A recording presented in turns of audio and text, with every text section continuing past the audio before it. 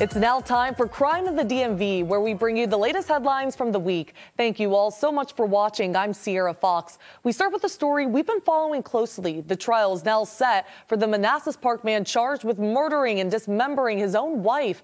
To this day, her body has still not been discovered. The Virginia mother and wife has been missing since July. Fox 5's Stephanie Ramirez has this update. A judge decided to combine all three charges, the two new ones and the one he was previously facing, now setting trial to begin September 8th, 2025.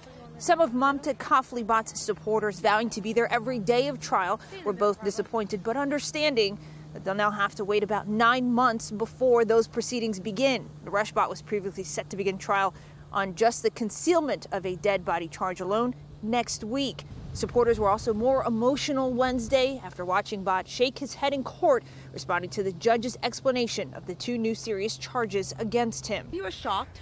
I don't think he understands homicide, or maybe he did not understand. I do not know that part, but he shook his head. And finally, I think he realized that there is a homicide. I don't know whether he had communicated with his attorney or not at that moment, but that is the vibe we got, all of us.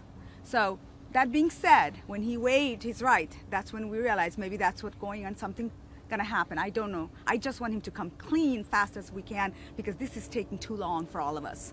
The missing mother's supporters also say they're against possibly having the trial televised, but that it's ultimately up to Mamta's mother and brother. Now to a Fox 5 exclusive. A D.C. woman is still terrified after she says a man randomly punched her in the head while she was just walking near a Smithsonian museum in Northeast. Fox 5's Shamari Stone shares more. That woman is still shaken up. She says she was walking outside here near the 200 block of Massachusetts Avenue Northeast near the Smithsonian National Postal Museum. Last Wednesday around 1 o'clock in the afternoon, that's when D.C. police tell us a man ran up from behind her, sucker punched her, causing her to fall to the ground. You're now going to hear exclusively from the woman. How are you feeling? Just really scared and anxious. I haven't gone out of the house by myself since the incident, so it's been almost a week. And it's just a lot of paranoia, anxiety. I find myself hyperventilating when I try to go out. So it's a lot of fear. And another woman telling me she witnessed what happened from her car and recorded this cell phone video of the alleged attacker. You can see the woman who was sucker punched in the distance, wearing the light blue hooded sweatshirt, holding her head. We're not revealing the man's identity because D.C. police have not named him a suspect or charged him with a crime. Let's hear from the witness. What did you see? I saw this man turn towards the couple and punch the woman in the face really hard. It looked like he punched her temple and she immediately fell and grabbed her head, and the man just continued to scream and turned around and started screaming at the cars. And that was the point at which I pulled out my camera and started recording him. Now, both women tell me that the alleged attacker then took off running that way toward Union Station. If you have any information about this call, D.C. police are continuing to investigate. I'm Shamari Stone. Back to you. Some high-profile crimes caught on camera have some people wondering whether or not security cameras actually deter crime. Fox 5's Bob Barnard spoke with police in D.C. as well as Montgomery County about it. It seems that our every move is being recorded by a camera somewhere, whether it's outside your home, outside a business. But do these things really keep bad people from doing bad things? You be the judge. Thieves with a sledgehammer smashing their way into small businesses in Georgetown, stealing money from mom and pop shops. More than a dozen last weekend, these guys haven't been caught. Porch pirates boldly stealing our packages time and time again, here, there, and everywhere, fighting it out amongst each other in this wild scene. This guy breaking into mailboxes all across D.C., stealing checks and personal identifying information to open bank accounts and obtain credit cards, getting away with it for more than a year, finally arrested this week. Then there's the cold-blooded killer murdering a corporate executive on a big city street, and at least for now, getting away with it, even though police now have this image of his unhidden face. So what's going on? We're all encouraged to set up security cameras to help deter crime, But are they working? Is it worth it? Cameras can be a deterrent to crime, but what they really provide value for is investigating, solving, and kind of going back and seeing what happened and allowing then officers to be able to target their enforcement efforts towards something rather than a concept. Montgomery County Police Captain Nick Paserno says not everybody who plans to commit a crime will continue on after seeing a lens staring right at them. I've seen, even on my own Ring camera, somebody walking up, they see the cameras there, they kind of pretend like they're doing something for a second and they walk off. Well, actually, cameras are a deterrent. It depends on the level of motivation of a criminal, right? Assistant D.C. Police Chief Sylvan Altieri says, more importantly, cameras can help prosecutors make a case after the fact.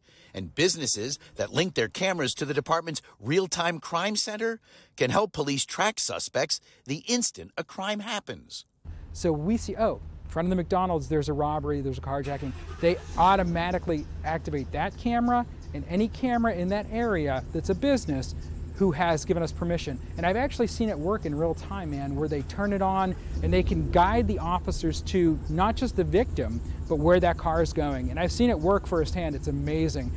Federal investigators say surveillance images and videos help them arrest that suspected serial mail thief and will help prosecute him as well for stealing from dozens, literally dozens of mailboxes across the D.C. region for more than a year.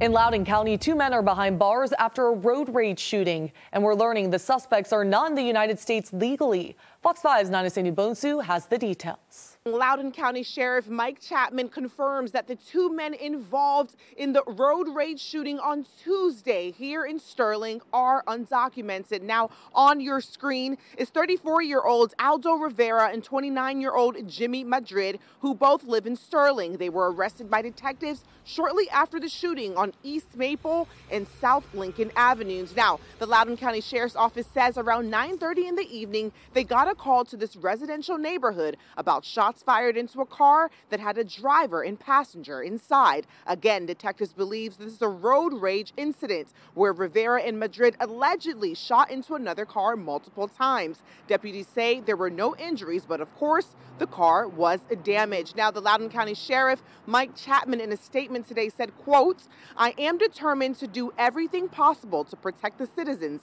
of Loudoun County and will continue to press for greater immigration enforcement to keep illegal drugs, gangs, and violent criminals out of our nation." We spoke with a number of people in the community who didn't want to go on camera but say this is a sensitive topic. One woman says tying illegal immigrants to violence is a tough one. It's difficult because there's a lot of people who work here and contribute to the community in Herndon and Sterling and Loudoun County in general.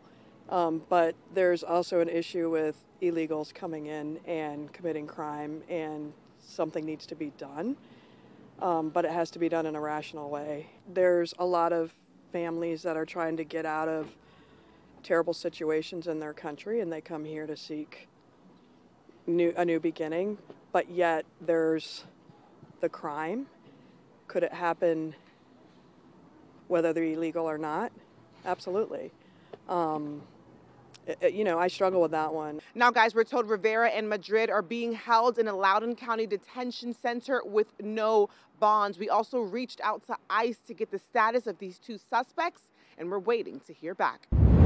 A suspected serial mail thief is now in custody. It's a federal case that frustrated people throughout our region for more than a year and had investigators on the hunt. But then they turned to social media. Fox 5's Bob Barnard explains. This is one of the mailboxes in one of the many neighborhoods targeted by these mail thieves. This one was broken into and stolen from in February of this year.